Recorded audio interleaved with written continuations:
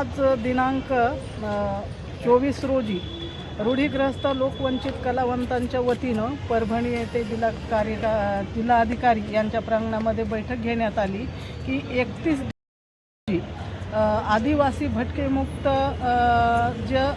म्हणजे आझादी दिवस आहे आणि भटक्यामुक्तांचा आझादी दिवस कशा प्रकारे साजरा करावा म्हणून आम्ही रूढीग्रस्त लोकवंचित कलावंत संघर्ष समितीच्या वतीनं की परभणी जिल्ह्यातील सर्व वेगवेगळे जे प्रश्न आहेत भटक्या समूहाचे, गायरान जमिनीचा जो प्रश्न आहे ह्याच्यासाठी आम्ही येणाऱ्या 31 डिसेंबरला जिल्हाधिकारी यांना भटक्या विमुक्तांच्या प्रश्नाचे वेगवेगळ्या ज्या अन्याय म्हणजे ज्यांना कुणाला जातीचे सर्टिफिकेट नाहीत, कुणाच्या जन्मनोंदी नाहीत, कोणाकडे मृत्यू प्रमाणपत्र नाही आणि गायरान जमिनीचा प्रश्न बऱ्याच वर्षापासून प्रलंबित आहे, तर वेगवेगळ्या प्रश्नाचे निवेदन आम्ही 31 देणार आहोत. कसं असणार हे स्वरूप सगळ्या गोष्टींचं? आम्ही लोक जमा होतील म्हणजे 50 लोक जिल्ह्यातून फक्त 2 संयोजन समिती म्हणजे प्रमुखच लोक येऊन आम्ही जिल्हाधिकारी यांना जिल्ह्याचे फक्त निवेदन देणार आहात का? काय मोर्चा नाही एक बसून आम्ही आमचा आझादी दिवस आम्ही साजरा करणार आहोत.